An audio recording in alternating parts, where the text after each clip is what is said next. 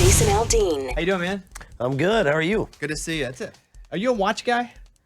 Uh, How many watch? Because I just bought like my first watch. I want to be a little more adult, and I didn't own a watch. well, normally the ones that I wear are G-Shocks because you can't really mess them up. Yeah. Because I have some nice watches, and I just always seem to scratch the faces on them. So I typically wear a G-Shock. I just, thought I'd be a little classier today and wear a nice watch for you guys. It just screamed class when you walked Yeah, in. I know. How you been? I'm good, man. I see the pictures of your house I'm fascinated with your house. I haven't been over to it, but I see it online all the time. What's it like to have rooms you haven't even been into yet and discover yet? Because I'm sure there's still like a whole. Every month you discover a new room. No, actually when we were kind of designing this house and building it, that was my one thing is I wanted to make sure that everything was kind of functionable, and every room we would use. I mean, we didn't have a lot of wasted space in the house, and so we actually use everything, man. I mean, I can't really think of one room that we have that doesn't get used a lot. So that was kind of one of my big things was I don't want to, build this house and it just looks cool, but you don't use any of it, and so it all gets used pretty well. You have a studio in your house? No, man. I'm one of those guys that I work on the road, and if I need to go in the studio, I go downtown. Once I'm home, I kind of try and step away from all that stuff and focus on kids and family and just kind of hanging out with them a little bit. There was a picture on your Instagram of you and we'll talk about it in a second, but you're recording new music, right? Yes. You're in. Are you almost done or you just started? No, we're just starting. We went in this week, and I think we cut about 8 songs just because we got time. I mean, we're not doing anything else, and typically we're trying to squeeze those sessions in when we're off the road and things like that. But, we just kind of had some time to go in there and knock it out, so we went in and did a couple sessions this week. Jason's song, Got What I Got, will be #1 this week. Play a little bit of that for me, Ray. When I got what I got, I don't miss what... Like, for my vibe, this is my favorite song you put on in a long time. Yeah, it's different. I think over the course of my career, we've kind of gone from the hick towns and cheese countries to all those things to kind of being, having songs like You Make It Easy and things like this that, I don't know, just I think are a little more grown up maybe. And it's just really cool. I mean, I think music is kind of a cool thing because I think it kind of gives you insight to where a lot of times, that particular artist is in their life or whatever. And I think this song is one of those things that kind of represents that for me. I just got engaged. Pretty happy about that. How did you propose to your wife? Well, congratulations, by the way. Thank you. Sent you an Instagram message and congratulated you over there. I don't know if you saw that, but I thought that was really cool. But for us, I was on tour. I was out in California, and my wife is a huge animal lover. Like any kind of animal, she loves it. So one of the, I guess maybe the best zoo in the U.S. is the San Diego Zoo. So I kind of set up a private tour of the San Diego Zoo, and and it kind of was just like that. I mean, I just proposed to her. We went and did like a private tour of the zoo. She got to pet elephants and all this stuff that's like her favorite animal, and so that was kind of my thing. Pretty romantic, the zoo. But But listen, the romance is what's important to the person. yeah, so that's her thing. So I figured that was cool, and actually we had met in San Diego originally. So it was just kind of a cool place for us, and Does she have tattoos? she does. She's got a few, but they're pretty small. Like hers are really small. She has some on her arm. She's got one right here on her wrist. But When your guy comes to your house to tattoo you, does she hop in? yeah, she got one last time. Actually, she got Memphis and Navy's like a little thing with their name on it. But she likes to do it. She's chickened out a couple times too, though. She's had it. For anybody that's ever had them, they kind of put the sticker on first and peel it off and to give them a reference. So she got to that point, and the needle was about to go in, and she's like, I don't know, I'm not sure. So it's like right at the last minute she pulled out, and but this last time she got one. How old were you the first tattoo you got? I was probably 19 or 20. Of age. Yeah, and I went, but I went into to the tattoo place called the Ink Wizard in Macon, Georgia, and no idea what I wanted really, but I wanted a tattoo, so I walked in. They had all this stuff on the wall, and I'm like, "Give me that one," and it was a pit bull with these like glowing green eyes that I had for a long time. And then eventually I got it covered up. So now if you see like I had the sun that's kind of black in the middle, that's a cover up. So that used to be a pit bull? It used to be a pit bull, yeah. And if the sun hits it just right now, you can kind of still see the outline, but it was pretty bad. Jason Aldean's here. You got 4 kids, and a lot of the folks on the show here have kids. The big debate within us is, when do you give your kids a cell phone? Yeah, I mean, I think the age that my older kids got them was probably around 12. But it's also, I'm divorced, so they live with their mom, most of the time. And for me, it was just, I wanted to have a way to, for them to be in touch and be able to text them and call them and do all those things. So I think everybody's, probably a little different situation, but, I think it depends on what your situation is. But for us, I think it was around 12.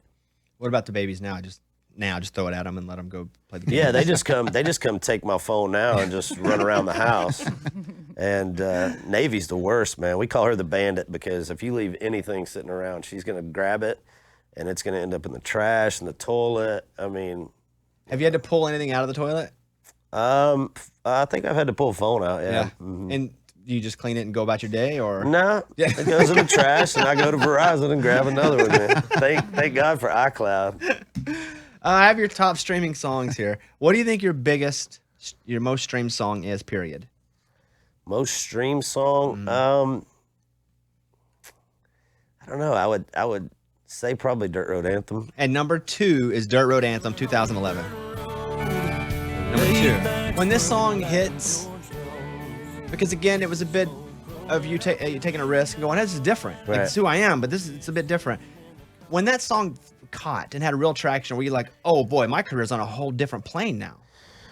I think we ended, it's funny because I think when it's happening, you don't really understand what's going on. I mean, I think you feel like, oh man, that's the song's getting played a lot and it's getting a big reaction. And, you can kind of feel the momentum starting to shift. But I think when it's going down, I don't think you realize like how big the song was going to end up being. So there was definitely a different vibe around that song, though. I mean, there was a few of them, that one and She's Country, and some of those kind of songs that it was just a different vibe. And but Dirt Road Anthem was one of those songs that after a while just kind of took on a life of its own, and I think it was so different than anything else that was out at the time. It just really kind of made that song stand apart, and obviously became one of the career type songs for us. Your number 1 song is Burning It Down? Nope. Burning It Down is at number 5. Good try. From 2014. Now when Burning It Down came out, this was like a switch up on your sound too. You talk about changes. Yeah. I remember when this song came out, I was like, that wasn't really what I was expecting from Aldean, but I like it. But it was different. That I think we're 10 albums. We just started cutting the 10th album, and I think there comes a point where you're making records. You're making one every year and a half, 2 years, putting it out, and I think you kind of have to find ways to change it up a little bit. My thing was always, I always wanted to stay true to what it was that I did. I always wanted to love the music and want to go out and play it, and have it be things that I enjoy. But at the same time, it's like I also had a ton of different influences. So, and I felt like there was times where I hadn't really had a chance to show off some of those influences. So when a song like that came along, Burning It Down, it was like kind of this R&B feel to it that we really hadn't put out on a record, that it was like, all right, well, this is cool and different, and I don't feel like we're putting the same record out, and I think same kind of thing happened with You Make It Easy and some of those songs too. It's just, you get a chance sometimes when you find those songs, it works for what you do, and it's also allows you to show a different side of your music, and I think Burning It Down was a big one that allowed us to do that. We still haven't hit the number 1 song. The number 1 most streamed Jason Aldean song is You Make It Easy? That's it. There we go. Number 1. You ever get pulled over and the cop comes up and goes, "Let me see your ID," and you hand him the ID and it says Jason Aldean, and they're like, "Oh crap." Yeah, I mean, I've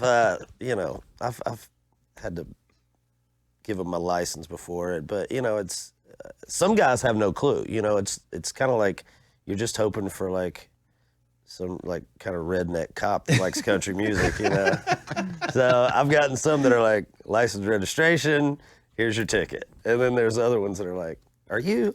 I'm like, "Yeah, I'm him." He's like, "Oh, cool, man, love your stuff. Slow down, have a good day." I'm like, "My man." Yeah. And so we've talked about this a little bit, but you have a record label now. You're the King Dingling, your own record label. Yeah. It's Night Train Records, right? Yeah, Night Train. It's kind of a co-venture, or whatever they call it, a junior or something for Broken Bow Records, who's my record company that I've been with forever. And it was something I always kind of wanted to do, and I had an opportunity to sign Tyler Farr, and who's one of my best friends, and I'd already produced a couple songs on him when he had his previous record deal, and I loved being in the studio with him. I thought it was a lot of fun, and I thought we cut some really cool stuff. So I had a chance to sign him, and we signed him, and we actually are in the process of signing our next artist, another artist we got named John Morgan, who's great. And so, yeah, it's kind of a new thing, but it's something I always wanted to get into, and it's been fun. What's your advice? Got a lot of folks that listen to this, and I do a music podcast. They're constantly like, what are these guys who are running labels? Especially the artists who used to be, and still are, but who used to be in that brand new stage. Like, what do I need to do to cut through whenever it's not working for me right now?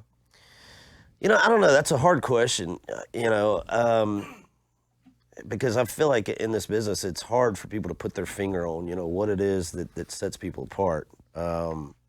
It's just, for me, it's just something like you hear it and you see it. I think it's, in an artist, I mean, it's confidence when you walk in a room. It's, it's guys who their voice doesn't sound like everybody else. Like there's something just really kind of different and unique about the voice and songs. I mean, I think some people have a great ear for songs and, a knack for writing great songs. So you can have the best voice in the world, but if you don't know how to pick songs that it makes it translate, I mean, it's not really going to work. So I think it's just a combination of a lot of different things. And, and it's hard, man. That's why when you find somebody that kind of has all those things, it's kind of a special artist, because you have guys that are great singers or, guys that look great. It's like artists that are, genetically gifted, whatever. They're really beautiful people, but for some reason, I'm glad you picked up on that. I was talking about you. But, it's just sometimes it's just having all those things that are that all kind of go hand in hand, and obviously the voice and the songs are what's going to make the most difference. And if you can kind of piece that together, I think that's the thing. Jason Aldean is here. I was looking at your Instagram, which I often do. I'm just in love with you. And there was a picture of the entire family, like a Christmas card picture. Is that the picture for the Christmas card? Maybe. It's a great picture, by the way. Yeah, well, part of it. So my brother-in-law, my wife's brother, got married at our house last weekend. So we had his wedding there. And, it's rare that I'm ever in a suit or dressed up, period. So Britt, of course, wants to take a lot of pictures. We had the kids, Memphis had a suit on, and so she was like, let's get a picture for Christmas cards. We're like, all right. So in one picture, Navy's looking, she's doing great, and Memphis is, falling out of Britt's arms. She's trying to hold him. And the next picture, Memphis is looking, he looks great, and Navy's got the back of her head to the camera. So it's like... And that's the one I'm looking at. Yeah. So it was like, all right, well, maybe we'll just do like a two-sided card, and you can... get a chance to see both kids. But we took a Christmas picture last year in front of a Christmas tree, and Memphis had that same pose where he was like falling. He just gets over it. He's like, all right, I've given you like 30 seconds. Now I'm ready to get out and go play. And that was kind of what was going on there. I was looking at your wife's Instagram, and Troy Aikman wrote a comment. You know Troy Aikman? Yeah. He's a friend of yours? Yeah. How cool is that? Pretty cool. I mean, growing up and just being a sports fan, I mean, Troy was one of the, he's one of the legends of the NFL, one of the best quarterbacks of all time. And so I've had a chance to hang out with him a little bit here and there. He actually throws a benefit at his house out in Texas. And a couple years ago, me and my band went out and played it. It's like in his garage, and he transforms his garage into this really cool event. And we had a chance to go play it, and it was really cool. Who, when you look at your friends, because I have a couple of these too, where I'm like, I can't believe this person's my friend now because I thought they were awesome as a kid. Right. Who do you have that you could just call that you still go, this is pretty cool that I can call this person because I always looked up to what they did or Chipper Jones, probably, and I've gotten to be like really, really close with Chipper over the years. But growing up in Georgia, I mean, he played for the Braves. I mean, he was Mr. Atlanta Braves for all those years, and I watched him from the time the Braves drafted him. He came to Macon, my hometown, and played for the Macon Braves for a while in the minor leagues, and I went to see him there and watched him play his whole career and got to be friends with him, when I got a little bit older. And and now he's somebody I talk to quite a bit, so that's one that's still kind of weird. I was looking at your Instagram story. You were in Target because I play video games a little bit. I play NBA 2K21. I play a little football, a little Call of Duty. And I think you were on an aisle. You were kind of looking at the headset of the games. And you had mentioned something about gaming. And two things I thought is you just walk around Target and everybody's cool. And then secondly, are you playing a lot? Yeah. So to answer the Target question, I go to Target all the time. There's one by our house. So I think everybody's kind of used to seeing us in there now. But you had a mask on too. I bet the mask is a big thing for you. I was going to say the mask has been great. You can kind of go wherever now. But yeah, so me and a few friends, I play Call of Duty a lot. You play with Kane? I play with Kane some. So Kane was the one that was like, man, you got to start streaming live. So I've been trying to get all my stuff together to start streaming live. And I'm like, man, I'm playing anyway. I'm playing with you. I might as well get on there and stream and, kind of get a little more interactive with fans and stuff. I just never know what to say. Like, I'm like, look at that, made it. Well, that's why you play with somebody, because then you can kind of bounce back and forth, have some banter with some other people. So I got a friend of mine from Georgia that I play with sometimes, and DJ Silver, who's on the road with me all the time. He's one that gets on there, and he never shuts up. So it's great because you never have any dead space.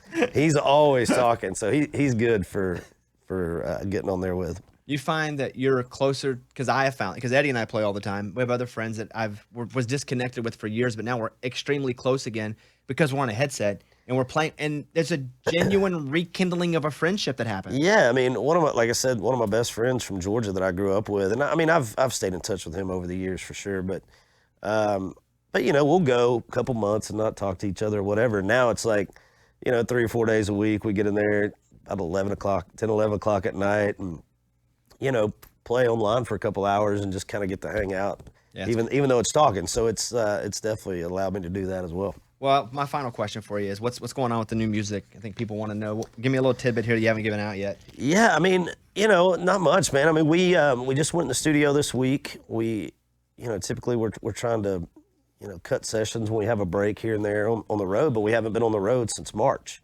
So, it's just one of those things. It's like, man, we're here. We got time. We got a few songs that we want to go in and cut. Let's just try to get a jump on it. And so we went in this week and cut 8 songs. And it's a lot. Yeah. 8 songs is a lot. So yeah, so I'll go in in November. We'll sing it. We just tracked everything this week, so I'll go sing everything in November, and we'll basically have like half a record done, and we'll go back in and probably do another session maybe in January, and so we're looking at sometime in probably March. It'll be probably all done. I don't know when it'll come out, but it'll be sitting there waiting, in the can. So right now we're just kind of focused on when we get to go back and start playing live shows and things like that. So it's just we got so much time on our hands. It's just trying to figure out things to do to make the best use out of our time right now, I think. Which song, and we'll really end on this one, I lied.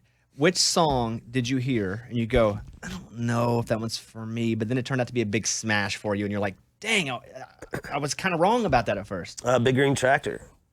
Big Green Tractor. You talking about over the years? Over the years. Yeah, Big Green Tractor was the one. I mean, yeah. You ever heard this before? It's pretty good. Yeah. But we play it, he's stunned. What the? It's kind of like, it's like a little tongue-in-cheek, which I typically kind of stay away from those kind of songs. And it was cool, I mean, I thought it was cool. David Lee Murphy was one of the writers on that, and it was kind of one of those that I was like, man, there's something cool about it, but, I don't know. And my producer was the one that was like, kind of talked me into cutting it. And even when we cut it and put it on the album, like I didn't think that it would be a single at that point. So, and to this day, it's been my longest reigning number one. I think it was at number one for 4 weeks. It's the only song I've ever had to stay there for 4 weeks. So, what do I know? You know. Listen, there he is. That's why I'm not the producer on my own records, guys. Gonna have a number one song this week. Got a new record label. When you get your other guys signed, you bring them up. We'll put them on. I'd love to, man. Yeah, He's great. And got new music coming out next year. Jason, good to see you as always. Congratulations. Always love it when you stop by. Well, I appreciate it, man. Thank you guys for having me. All right, there he is. Jason Aldean. This is a Bobby Bones Show.